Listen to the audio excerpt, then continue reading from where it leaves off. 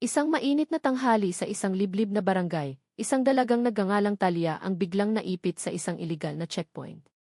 Ngunit nang subukan siyang perahan at pagtulong-tulungan ng lider ng operasyon, isang bagay na hindi nila inaasahan ang nangyari. Kalmadong nagmumotor si Talia sa kalsada ng tanghaling iyon. Dumadampi ang mainit na hangin ng probinsya sa kanyang mukha habang matatag na tumatakbo ang kanyang motor sa pagitan ng ibang mga sasakyang dumaraan. Ang suot niyang simpleng puting t-shirt ay medyo maalikabok na. Pinaresan niya ito ng maong na pantalon dahilan upang magmukha siyang isang ordinaryong sibilyan. Malayo sa itsura ng isang sundalo. Ang leave na ito ay napakahalaga para sa kanya. Ito ay isang bihirang regalo matapos ang ilang buwang pamumuhay sa mahigpit na schedule, matitinding pagsasanay, at mga operasyong walang puwang para sa pagkakamali. Sa likod ng kanyang helmet, magaan ang kanyang isipan, sa wakas ay nakakahinga ng maluwag. Sa wakas, bulong niya. Luwagan ang kanyang hawak sa manibela, wala ang labis na pagiging alerto na karaniwan niyang taglay kapag nasa tungkulin. Napangiti pa siya ng bahagya nang madaanan ang isang karinderya sa gilid ng daan, isang bagay na bihira niyang mapansin noon. Para kay Talia, ang tanghaling iyon ay dapat tungkol lamang sa pag-uwi, pagpapahinga, at pagiging isang ordinaryong tao, hindi tungkol sa ranggo, armas, o gulo. Hindi niya inakalang ang katahimikang iyon ay ilang minuto na lang ang itatagal bago tuluyang magbago. Ang ugong ng kanyang motor ay biglang naputol ng ilang pulis ang lumabas mula sa gilid ng kalsada at itinaas ang kanilang mga kamay bilang senyales na huminto. Kusa namang prenomeno si Talia ng dahan-dahan.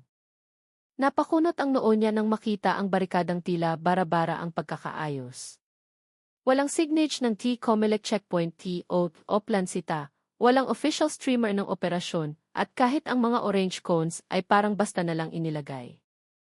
Kakaiba, alerto agad ang kanyang isipan. Itinabi niya ang motor, pinatay ang makina, at itinaas ang visor ng kanyang helmet. Isang matinis na pito ang narinig. Sinundan ito ng maikling sigaw. Tabi, tabi muna. Mula sa isa sa mga pulis, inilibot ni Talia ang kanyang paningin. Ilang pulis lang ang nakatayo na walang suot na opisyal na vest.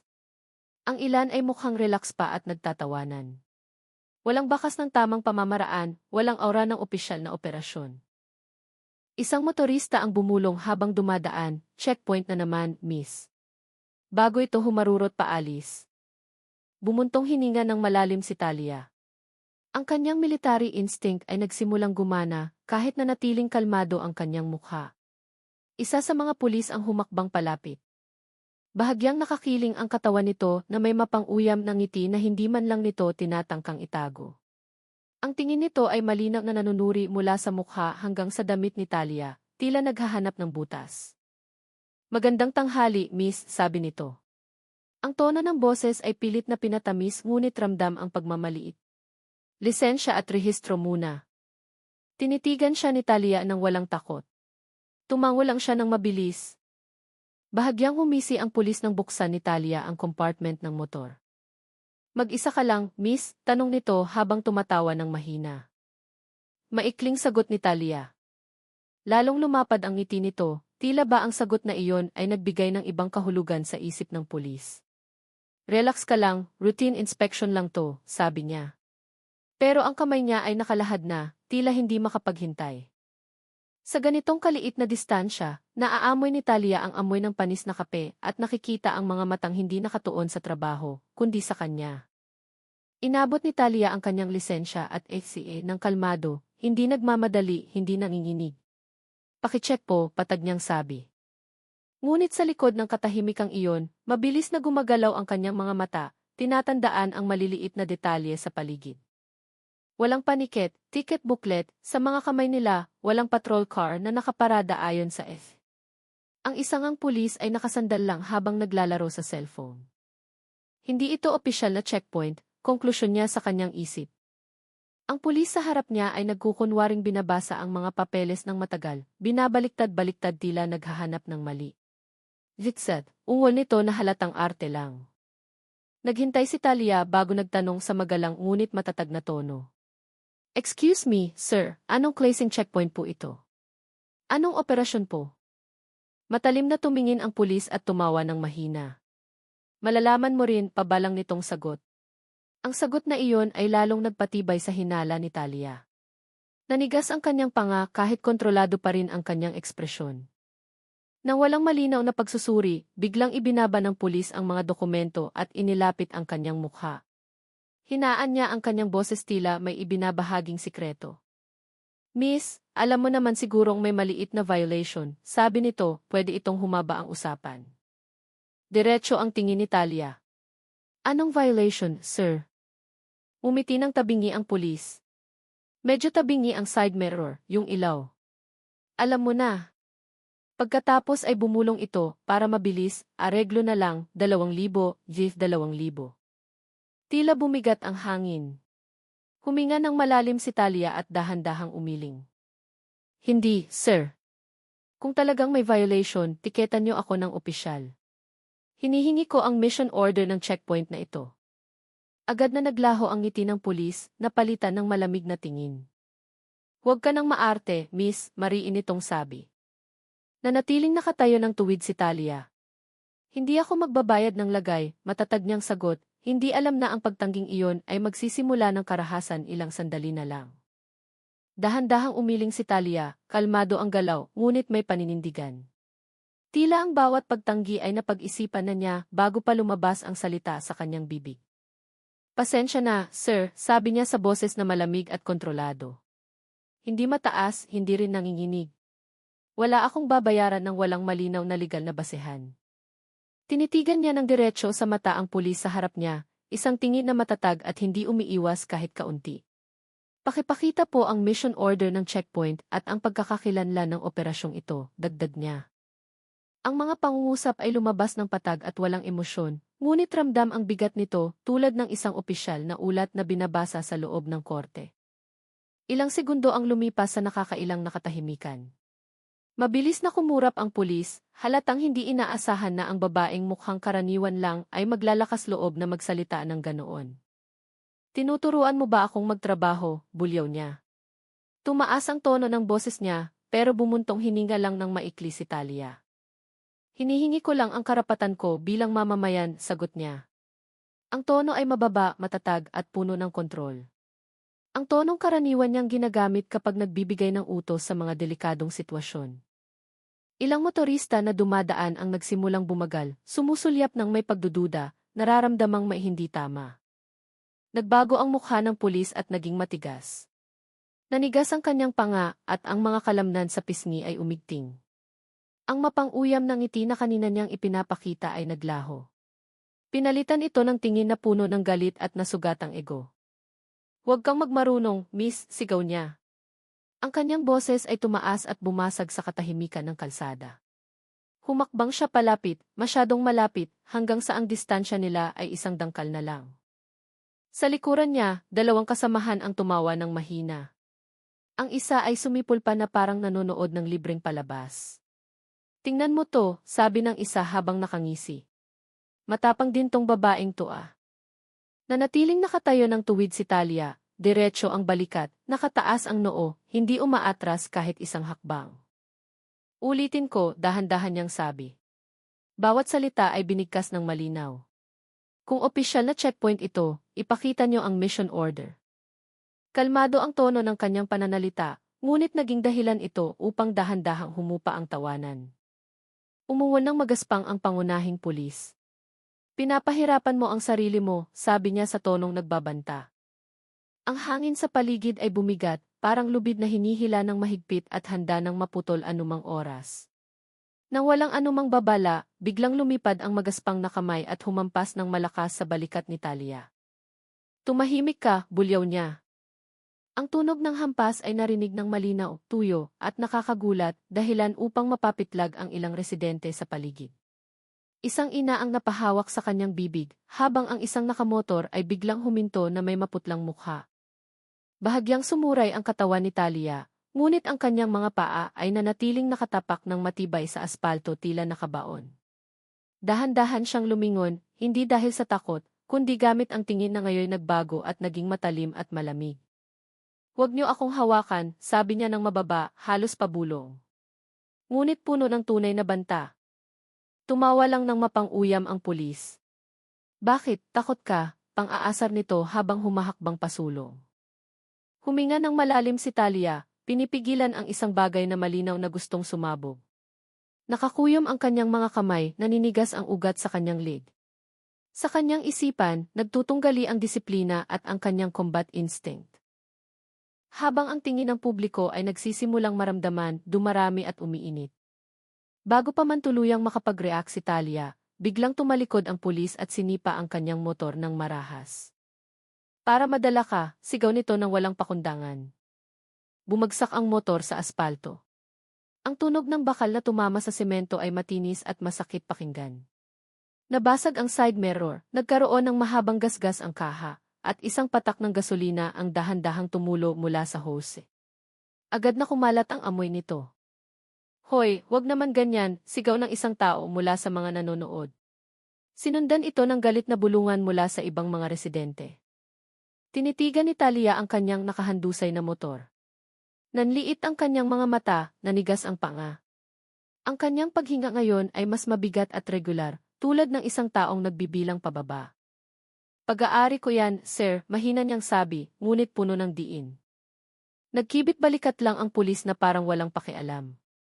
Kasalanan mo, ayaw mong sumunod, pabalang nitong sagot. Humakbang palapit si Talia. Isang hakbang, tapos isa pa, bawat tapak ay sukat at matatag. Sa puntong iyon, ang hangganan ng pasensya na matagal niyang iningatan ay tuluyan ng gumuho. Napalitan ito ng combat instinct na matagal nang nahasa sa mga pagsasanay at operasyon. Sa sandaling iyon, nagbago ang ekspresyon ni Talia. Ang mukha niyang kanina ay kalmado, ngayon ay malamig at nakapokus. Ang kanyang mga mata ay matalim at puno ng kalkulasyon. Hindi na siya mukhang sibilyan na nakalive, kundi isang sundalo na sanay tumayo sa ilalim ng totoong banta. Bahagyang bumaba ang kanyang balikat, lumipat ang sentro ng balanse ng kanyang katawan. Ang kanyang tayo ay naging ready stance, episyente, balanse, at nakamamatay kung kinakailangan. Natigilan sandali ang pulis nang makita ang biglaang pagbabago. Tila ba napagtanto niya ang malaking pagkakamaling nagawa niya? Bakit? Tanong nito. Ang tono ng boses niya ay hindi na kasing tapang kanina, may halong pag-aalinlangan. Inangat ni Talia ang kanyang ulo, tumitig ng diretsyo at hindi kumukurap. Kakagawa mo lang ng malaking pagkakamali, mahina niyang sabi. Biglang tumahimik ang paligid, tila lahat ay nagpigil ng hininga. Sa isang iglap, ang sitwasyon ay nagbago mula sa iligal na checkpoint tungo sa isang pagsabog na hindi na mapipigilan. Sa bilis na halos hindi masundan ng karaniwang mata, humakbang si Talia papasok sa distansya. Nakalapit siya bago pa man maitaas ng pulis ang kamay para dumepensa. Walang senyales, walang sigaw. Isang maikling hakbang lang at episyenteng galaw ng katawan. Ang kanyang kamay ay humampas ng diretsyo sa sikmura, eksakto sa solar plexus, matigas at sukat. Isang tunog ng nasakal ang lumabas sa bibig ng kanyang kalaban. Nanlaki ang mga mata nito nang tila hinigop ang hangin mula sa kanyang baga. Sumuray-suray paatras ang katawan nito. Agad na namutla ang mukha. Mabilis na lumabas ang malamig na pawis. Ang paghinga ay naging habol at hindi regular, nanginginig ang mga tuhod at halos sumayad sa aspalto. Walang hiya, sigaw nito sa takot. Sinubukang magtunog matapang, ngunit ang boses ay basag at mahina.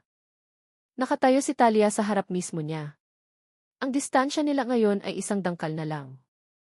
Ang kanyang tingin ay malamig at walang emosyon. Nagbabala na ako, maikli niyang sabi, halos walang diin ang boses. Ilang residente ang napaatras. May mga nagtakip ng mata, mayroon namang nanigas at hindi makatingin sa iba. Ang suntok na iyon ay malinaw na hindi suntok ng isang tambay, kundi resulta ng mahabang pagsasanay, matinding disiplina at buong kontrol. Sa isang atake, nagsimulang magbago ang balanse ng sitwasyon. Bago pa man makabawi ang pulis o maayos ang kanyang paghinga, isang suntok ang sumunod na may matalim na anggulo sa panga. Ang galaw ay malinis at tumpak, ginagamit ang momentum ng kalaban na nawala ng balanse.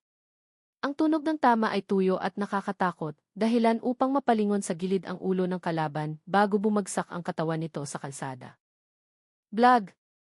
Ang tunog ng katawang humampas sa aspalto ay bumasag sa katahimikan. Sinundan ito ng gulat na hiyawan mula sa mga taong nagsisimula ng magkumpulan.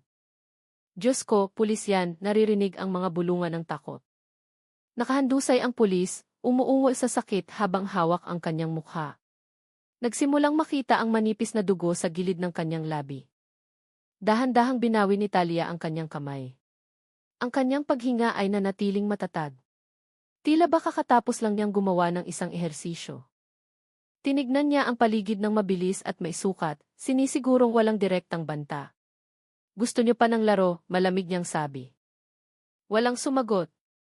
Tanging mga pigil na daing at ingay ng mga mamamayan na ngayon ay talagang natauhan na sila ay nakasaksi ng isang bagay na hindi inaasahan.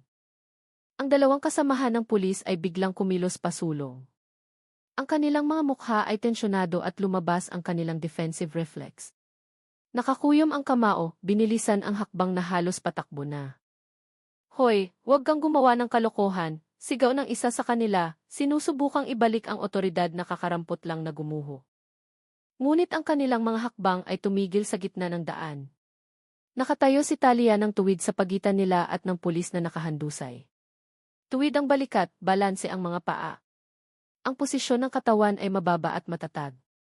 Isang postura na tipikal sa taong handang humarap sa higit sa isang kalaban ng sabay. Ang kanyang tingin ay sinulid sila isa-isa ng walang takot, walang pag-aalinlangan. Atras, sabi niya ng mahina pero matatag. Ang boses ay hindi malakas, ngunit puno ng kumpiyansa na nagpapapasok ng pagdududa sa isip ng kalaban. Isa sa kanila ang bumulong na may maputlang mukha. Grabe, hindi to ordinaryong tao. Lalong sumikip ang umpukan ng tao. Ilang cellphone ang nakataas, nagre-record mula sa iba't ibang anggulo. Ang tensyon ay nakabitin sa ere. Siksik at nakakasakal tulad ng lubid na hinihila hanggang sa limitasyon. Isang maling hakbang lang ay maaring magdulot ng mas malaking kaguluhan. Sa isang kalmado, ngunit puno ng kumpiyansang galaw, inabot ni Talia ang baril na nakatago ng maayos sa likod ng kanyang damit. Walang pagkataranta sa kanyang galaw, walang panginginig sa kamay. Sa isang mabilis na pagkasa, inihanda niya ang baril. Ang mekanikal na tunog nito ay narinig ng malinaw at matalim, humiwa sa hangin tulad ng huling babala. Itinutok niya ito mismo sa direksyon ng pulis na nakahandusay sa aspalto. Ang huso ng baril ay matatag at pantay. Tama na, patag niyang sabi. Walang gumalaw. Biglang nawala ang lahat ng ingay, maging ang mga tao ay parang nakalimutang huminga. Nanigas sa kinatatayuan ang mga kasamahan ng pulis. Kusa na tumaas ang kanilang mga kamay. Ibaba mo yan, sigaw ng isa sa nanginginig na boses, malayo sa aroganting tono kanina. Hindi na tinag si Talia. Isang hakbang pa, mahina niyang sabi, at magiging mas malala ito. Ang kanyang tingin ay matalim, nakapokus, at walang bahid ng pag-aalinlangan, nagpapakita na ang banta ay hindi biro. Ang sitwasyon ay tuluyang nanigas. Ang tunog ng mga sasakyang dumadaan kanina ay tila lumayo. Parang ang mundo sa paligid nila ay naputol ng isang hindi nakikitang linya. Tanging tibok ng puso, pigil na hininga, at ihip ng hangin sa tanghali ang naririnig ng mahina.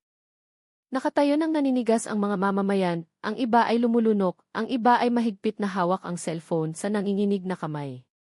Ang pulis na nakahandusay ay dahan-dahang lumingon, lumunok ng hirap na hirap. Namumutla ang kanyang mukha. Parang awa mo na, ibaba mo ang baril, mahina niyang pakiusap. Isang boses na ngayon ay wala ng kapangyarihan. Nanatiling nakatutok si Talia. Matibay ang balikat, hindi nagbabago ang postura. Kayo ang nagsimula, malamig niyang sabi, walang sigawan, walang labis na emosyon. Umiihip ang hangin sa tanghali, dala ang alikabok ng kalsada at totoong takot. Sa sandaling iyon, naintindihan ng lahat. Ang huwad na kapangyarihan ay gumuho na, pinalitan ng katahimikan na nagpapatunay kung sino talaga ang maihawak ng kontrol. Sa boses na patag ngunit may malinaw na diin, sa wakas ay ibinunyag ni Talia ang kanyang pagkakakilanlan, tila ibinabaon ang huling pako sa sitwasyong lamat na. Makinig kayong mabuti, sabi niya habang nanatiling matatag ang pagkakatutok ng baril, tuwid ang braso at hindi nanginginig kahit konti. Ako si Talia, aktibong miyembro ng Armed Forces of the Philippines, D. Nakalive ako ngayon. Ang pangungusap na iyon ay bumagsak tulad ng maso sa gitna ng nakakabinging katahimikan. Ilang residente ang nagkatinginan, hindi makapaniwala sa kanilang narinig. Nagpatuloy si Talia ng walang labis na emosyon, kontrolado pa rin ang boses. Ang checkpoint na ito ay iligal, walang mission order, walang tamang proseso, at kakatapos nyo lang gumawa ng karahasan at pangingikil sa pampublikong lugar. Sinubukan ng isang pulis na sumabat sa mahinang boses. Ma'am, pwede naman nating pag-usapan to ng maayos. Tinitigan siya ni Talia ng matalim, tumutusok ang tingin. Huli na, maikli niyang sagot. Ang tono ng boses niya ay hindi pa sigaw, kundi ang katatagan ng taong sanay magbigay ng desisyon sa ilalim ng matinding pressure. Nagulat ang ilang residente nang mapagtanto na ang babaeng nakasuot ng simpleng damit sa harap nila ay isang sinanay na sundalo. Tila lalong bumigat ang hangin dahil ang katotohanan ay nakatayo na ngayon ng hubad sa gitna ng kalsada. Hindi na maitatanggi. Namutla ang mukha ng mga pulis isa-isa, tila hinigop ang kulay mula sa kanilang balat. Ang tawang kanina ay mapang-uyam, naglaho ng walang bakas. Pinalitan ng nanlalaking mga mata at paghingang nagsisimula ng maging hindi regular. Sundalo, bulong ng isa sa nanginginig na boses. Tila umaasa na hindi totoo ang salitang iyon. Ang pulis na nakahandusay sa aspalto ay sinubukang bumangon ng hirap na hirap, ngunit nangiwi sa sakit at muling bumagsak. Nanginginig ang kamay na sumusuporta sa katawan. Ordinaryong checkpoint lang naman kami, nauutal nitong sabi. Mas tunog desperadong depensa na lang. Dahan-dahang umiling si Talia. Alam niyong kasinungalingan yan, malamig niyang sagot. Tumutulo ang malamig na pawis sa kanilang sentido, binabasa ang kwelyo ng uniforme. Isa sa mga kasamahan ng pulis ang sumulyap sa mga tao at bumulong ng may takot. Lagot na. Nakarecord ang lahat. Mabilis na kumalat ang pagkataranta, mas mabilis kaysa sa tapang na ipinakita nila kanina. Ang kapangyarihang inakala nilang ligtas ay gumuho sa isang iglap. Nag-iwan ng takot na hindi na maitatago sa likod ng uniforme. Ang mga mamamayang kanina pa nanonood ng tahimik ay nagsimula na ring maglakas loob na magsalita. Totoo yan, sir. Nang hihingi sila ng pera kanina, sigaw ng isang lalaki mula sa gilid ng kalsada. Malakas at puno ng emosyon ang boses. Sumagot ang isang ginang, nakita ko mismo, sinipa ang motor niya. Ilang cellphone ang itinaas ng mas mataas. Nanginginig ngunit matatag ang mga kamay. Naka-on ang ilaw ng kamera, nire-record ang bawat segundo ng pangyayari. Mabilis na kumalat ang bulungan sa mga tao. Ang galing ng babaeng iyan. Mag-isa niyang nilabanan ang mga iligal na pulis. Naririnig ni Talia ang lahat ng iyon, ngunit ang focus niya ay nanatiling matalas, hindi nalilihis. Nakatayo siya bilang pananggalang, bilang linyang naghihiwalay sa mga mamamayan at sa banta na kanina ay nanggigipit. Sa maliit na grupong iyon, nakakahawa ang tapang. Ang takot ay dahan-dahang napalitan ng kumpiyansa. Ang kawalan ng katarungan na karaniwang nilulunok ng tahimik ay ipinakita at nilabanan ng lantaran sa araw na iyon. Ang kalsada na dati ay daanan lang araw-araw ay naging saksi. Lugar kung saan ang katotohanan ay tumayo sa ilalim ng liwanag ng mata ng publiko. Dahan-dahang ibinaba ni Talia ang nguso ng baril ng ilang degrees. Hindi tanda ng pagiging kampante, kundi anyo ng ganap na kontrol sa sitwasyon. Sukat ang kanyang galaw na natiling alerto ang mga mata. Walang gagalaw na walang pahintulot, matatag niyang sabi. Upo lahat. Ang utos ay sinunod halos kusa. Isa-isang umupo ang mga pulis ng may maputlang mukha. Isa sa kanila ang nagtaas ng nanginginig na kamay. Mali kami. Aaminin namin, mahina nitong sabi. Ang boses ay halos lunurin ng hangin, ngunit tinitigan siya ni Talia ng walang awa. Inabuso niyo ang kapangyarihan niyo, malamig niyang sagot. At may kapalit yan. Nanatili siyang nakaalerto.